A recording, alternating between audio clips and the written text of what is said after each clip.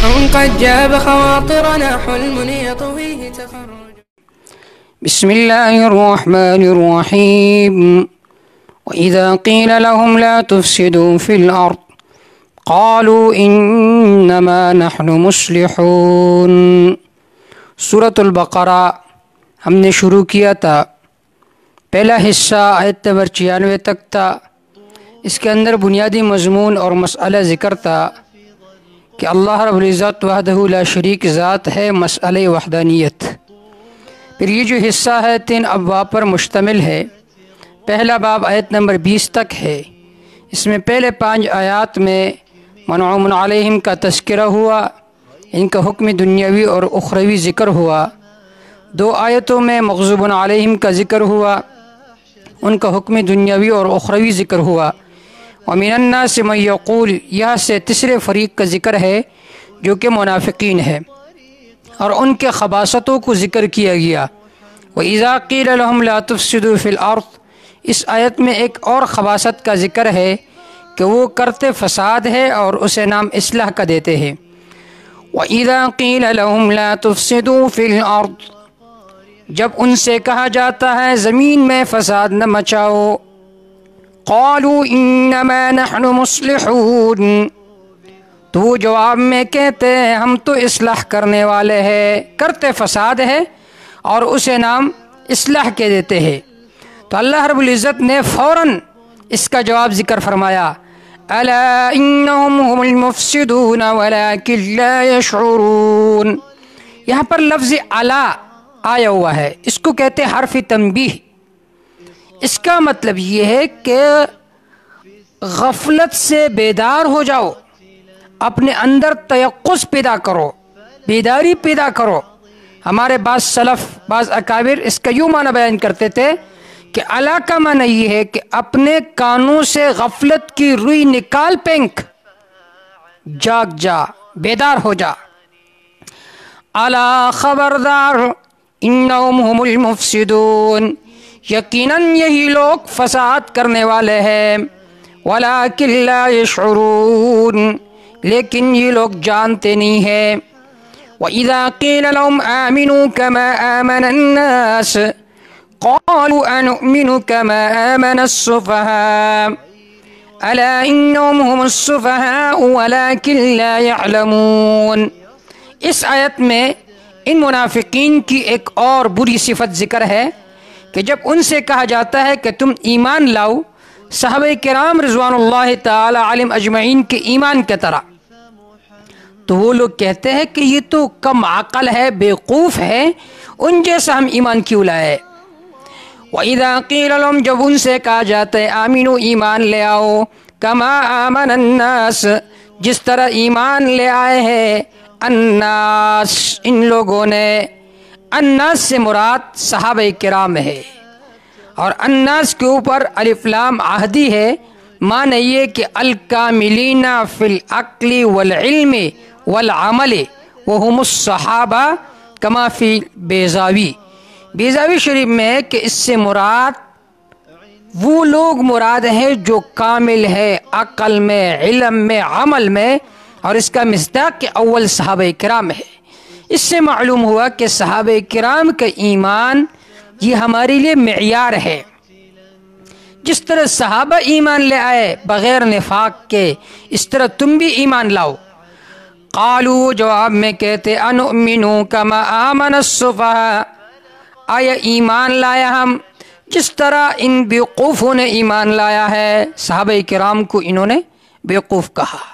تو اس سے معلوم ہوا کہ منافق کی صفت یہ ہے کہ وہ صحابہ کرام رضوان اللہ تعالی علیہم اجمعین پر طعن و تشنیع کرے گا. یہاں پر ذہن میں سوال پیدا ہوتا ہے کہ انہوں نے صحابہ کرام رضوان اللہ تعالی علیہم اجمعین کی طرف صفی کی نسبت کیوں کی ہے؟ تو ابن جریر رحمہ اللہ فرماتے ہیں کہ ان کا خیال یہ تھا کہ صحابہ کرام بیوقوف ہے.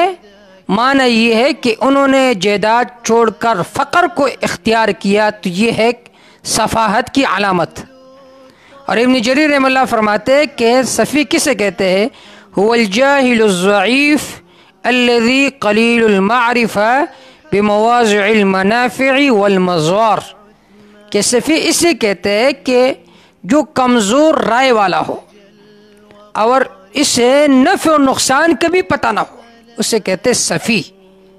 تو انہوں نے صحابہ کرام کی طرف یہ نسبت کی کہ وہ اپنا نفع و نقصان نہیں جانتے، اور آپ صلی اللہ علیہ وسلم کی معیت انہوں نے اختیار کی۔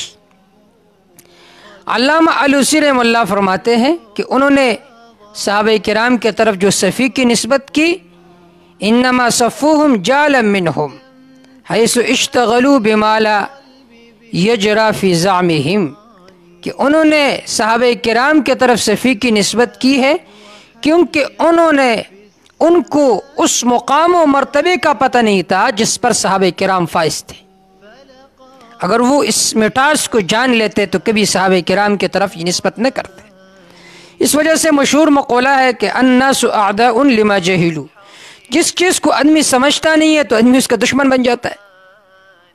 حال یہ کہ کسی چیز کو سمجھنا چاہیے، پھر اس کے جو مثبت چیزیں ہیں اس کو بھی دیکھنا چاہیے، اور جو اس کے منفی چیزیں ہیں اس کو بھی دیکھنے چاہیے۔ الا انہم هم السفہاء، خبردار یقیناً یہی لوگ بیوقوف ہے، ولکن لا یعلمون، لیکن یہ لوگ جانتے نہیں ہیں۔ وَإِذَا لَقُوا الَّذِينَ آمَنُوا قَالُوا آمَنَّا، ایک اور بری صفت منافقین کی وہ ہے منافقت۔ جب ایمان والوں کے پاس آتے تو کہتے ہم تو تمہارے ساتھ ہیں، اور جب اپنوں کے پاس جاتے ہیں تو کہتے نہیں ہم تو اصل میں تمہارے پاس ہے، انہیں خوش کرنے کے لیے کہتے ہیں کہ ہم تمہارے پاس ہیں۔ وَإِذَا لَقُوا الَّذِينَ آمَنُوا قَالُوا آمَنَّا، جب یہ لوگ ملتے ان لوگوں کے ساتھ جو ایمان لائے تھے تو ان مومنین سے کہتے آمنا، ہم بھی ایمان لا چکے ہیں۔ وَإِذَا خَلَوْا إِلَى شَيَاطِينِهِمْ، جب وہ الگ ہو جاتے إِلَى شَيَاطِينِهِمْ، اپنے سرداروں کے ساتھ۔ یہ جو خلو کا لفظ ہے اس میں ایک معنی چھپا ہوا ہے ذہاب کا، کہ جب وہ جاتے ہیں، لیکن اس کے ساتھ ساتھ اس میں ایک اور معنی ہے، وہ ہے خلوت۔ جب اکیلے میں جاتے ہیں اپنے شیاطین کے پاس تو کیا کہتے ہیں؟ قالوا انا معکم، تو یہ لوگ ان سے کہتے ہیں ہم تو تمہارے ساتھ ہیں۔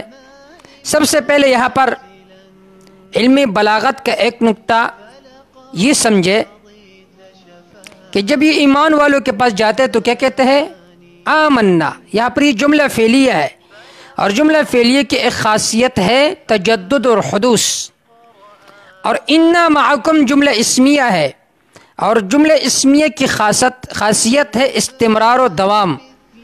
تو اس سے یہ معنی حاصل ہوا کہ ایمان والوں سے تو کہتے کہ ہم تو تمہارے ساتھ ہیں، یعنی تمہیں خوش کرنے کے لیے کہتے ہیں، اور جب اپنوں کے پاس جاتے منافقین کے پاس تو جملہ اسمیہ استعمال کرتے ہیں کہ پکے ہم تمہارے ساتھ ہیں۔ ایمان والوں کو تو ویسے ہم دھوکہ دیتے ہیں۔ اللہ رب العزت جواب میں ارشاد فرماتے ہیں کہ جب یہ لوگ اللہ کو دھوکہ دیتے ہیں، اللہ کے ساتھ استہزاء کرتے، تو ضرور اللہ انہیں اس کا سزا دیں گے۔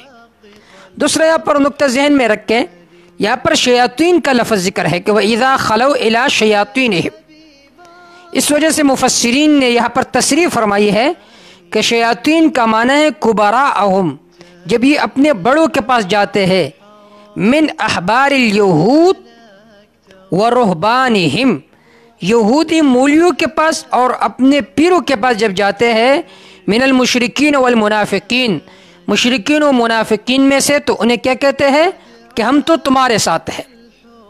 علامہ ابن کثیر رحمہ اللہ نے اس کی تصریح فرمائی ہے، اور لسان العرب میں ہے کہ یہاں پر شیاطین کا لفظ ذکر ہے کہ شیطان کسے کہتے ہیں؟ وہ فرماتے ہیں کہ کل متمرد من انس او جن او دابت فہو شیطان، ہر وہ چیز جو سرکش ہو، چاہے وہ جن ہو، انس ہو، حیوان ہو، تو وہ شیطان ہے۔ اور بعض حضرات نے لکھا ہے کہ شیطان شطن سے، شطن بمعنی بعدہ، شیطان کو شیطان اس لیے کہتے ہیں کہ اللہ کے رحمت سے دور ہو چکا ہے، اس وجہ سے اسے شیطان کہا جاتا ہے۔ جواب، اللہ یستہزئ بہم، اللہ ان کے ساتھ مذاق کریں گے۔ یہاں پر ذہن میں سوال پیدا ہوتا ہے کہ اللہ کی صفات میں سے تو مستہزی نہیں ہے، یہ جو استہزاء کی صفت ہے یہ تو عیب ہے۔ تو اس کا جواب یہ ہے کہ یہاں پر یہ قاعدہ ذہن میں رکھ کے کہ ہر وہ افعال جو مخلوق کے ساتھ خاص ہو، جب اس کی نسبت مخلوق کے طرف کی جاتی ہے تو وہاں پر نفسی فعل مراد ہوتا ہے، اور جب اللہ کے طرف اس کی نسبت ہو جائے تو وہاں پر فعل کا ثمرہ مراد ہوتا ہے، جزائے فعل مراد ہوتا ہے۔ اسی طرح استہزاء کی نسبت جب مخلوق کی طرف ہو تو نفس استہزاء مراد ہوگی، لیکن جب اللہ کی طرف اس کی نسبت ہے کہ اللہ مستہزی ہے تو اس کا معنی یہ کہ اللہ انہیں اس استہزاء کا سزا دیں گے۔ اللہ یستہزئ بہم، یعنی اللہ یجزئ باستہزائہم، اللہ انہیں ان کی مذاق کا سزا دیں گے ضرور۔ یہاں پر لفظ استہزاء ذکر کیا مشاکلتاً، وَيَمُدُّهُمْ فِي طُغْيَانِهِمْ يَعْمَهُونَ، واو تفسیریہ، وَيَمُدُّهُمْ فِي طُغْيَانِهِمْ يَعْمَهُونَ۔ اس لفظ کے دو معنی ہیں، ایک معنی یہ ہے کہ مد یمد اگر باب افعال میں سے ہو تو اس صورت میں اس کا معنی ہے الزیادت، معنی یہ ہوگا وَيَمُدُّهُمْ فِي طُغْيَانِهِمْ، اللہ ان کی سرکشی میں اور اضافہ فرماتا ہے، اللہ ان کو اور سرکش بنا دیتا ہے، یعمہون، اس حال میں کہ وہ بھٹکتے پھر رہے ہیں۔ ایک معنی یہ ہے۔ دوسرا معنی وَيَمُدُّهُمْ کا بعض حضرات نے یہ معنی کیا ہے کہ اللہ انہیں ڈیل دیتے ہیں، اللہ انہیں ڈیل دیتے ہیں۔ اس صورت میں یہ مجرد میں سے ہوگا، لیکن یہ اس وقت ہوگا کہ جب ہو اس کے صلے میں لام ہو، یعنی وَيَمُدُّ لَهُمْ مَدًّا، جیسا کہ قرآن میں سورۃ مریم میں وَيَمُدُّ لَهُمْ مَدًّا، وہاں پر مد مد بمعنی مہلت، تو یہاں پر بھی مہلت کے معنی میں اس وقت ہوگا کہ جب اس کے صلے میں لام ہو، بمعنی مَهَلَهُ أَمْهَلَهُ از بیزاوی، لیکن چونکہ یہاں پر اس کے صلے میں لام نہیں ہے لہذا پہلا معنی زیادہ راجح ہے۔ وَيَمُدُّهُمْ فِي طُغْيَانِهِمْ يَعْمَهُونَ، اللہ ان کے سرکشی میں اور اضافہ فرماتا ہے اس حالت میں کہ وہ بھٹکتے پھر رہے ہیں۔ دیکھو ایک ہے عمیہ، یا کے ساتھ عمیہ کہتے ہیں عمی القلب، آنکھوں کی اندھا پن۔ دوسرا ہے عمہ، عمہ کہتے ہیں شبکور ہونا، کہ جیسا کہ لوگ کہتے ہیں کہ اللہ آپ کو شبکور بنائے۔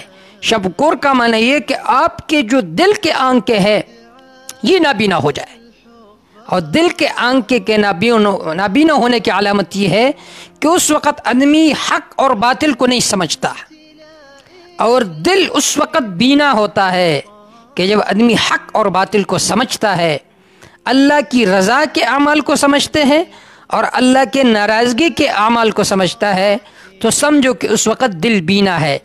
اور جس وقت دل میں یہ کیفیت پیدا ہو جائے کہ آدمی حق و باطل کو نہ سمجھے تو اس وقت سمجھے کہ دل نابینا ہے۔ اللہ تعالی ہمارے دلوں میں انوارات داخل عطا فرمائے۔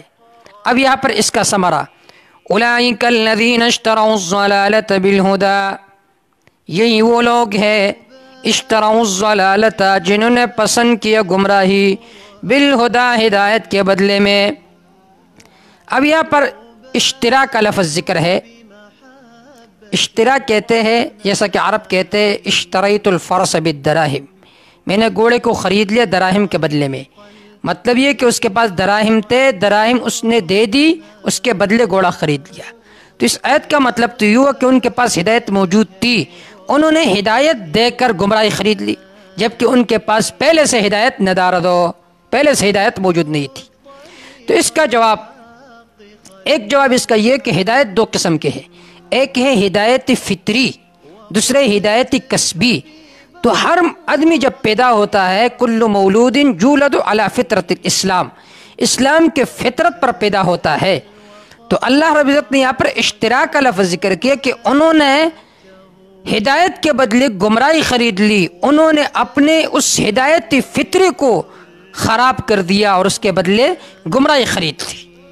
دوسرا جواب یہ ہے کہ یہاں پر اشترا کا معنی اختارو، علامہ ماوردی نے اس کا معنی یوں بیان کیا ہے کہ اشترو یعنی اختارو، انہوں نے پسند کیا، کیونکہ جب آدمی کوئی چیز خریدتے تو ظاہر بات ہے پسند ہونے کے بعد خریدتا ہے، تو یہاں پر اشترا بمعنی پسند ہونا ہے۔ فما ربحت تجارتهم وما كانوا مهتدين، پس فائدہ نہیں کیا ان کے تجارت نے، وما كانوا مهتدين، نہیں ہے یہ لوگ سیدھے راہ پر چلنے والے، وما كانوا مهتدين۔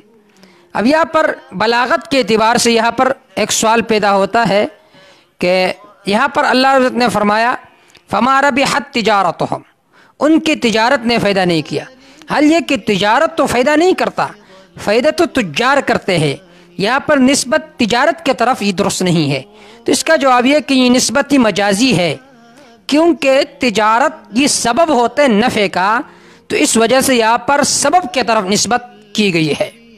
فما ربحوا فی تجارتہم، انہوں نے اپنی اس سوداگری میں، اس تجارت میں فائدہ نہیں کیا، وما کانوا مہتدین، نہیں ہے وہ لوگ سیدھے راہ پر چلنے والے۔ دیکھو آدمی جب تجارت کرتا ہے تو اس کا فائدہ یہ ہوتا ہے کہ رأس المال بھی باقی رہے اور اس کو فائدہ بھی پہنچے، تو انہوں نے جو رأس المال تھا اس کو بھی ضائع کیا، جو ہدایت تھی اس کو بھی ضائع کیا، اور الٹا نقصان انہیں پہنچایا گیا۔ اس وجہ سے اللہ رب العزت نے فرمایا فما ربحت تجارتهم وما كانوا مهتدين۔ اللہ سے دعا ہے کہ قرآن مجید کی سمجھ کی اللہ رب العزت توفیق عطا فرمائے، اور ہماری زندگی قرآن و سنت کے موافق بنائے، اور جو حضرات بھی جنہوں نے بھی دعاؤں کا کہا ہے اللہ تعالیٰ ان کی حاجات کو قبول فرمائے، جو بھی بیمار ہے اللہ تعالیٰ ان کی بیماریوں کو رفع فرمائے، ہمارے جتنے مشکلات ہے اللہ تعالیٰ ان کو دور فرمائے، چاہے خارجی مشکلات ہے داخلی مشکلات ہے۔ وما توفیق الا باللہ علیہ توکلت الیہ۔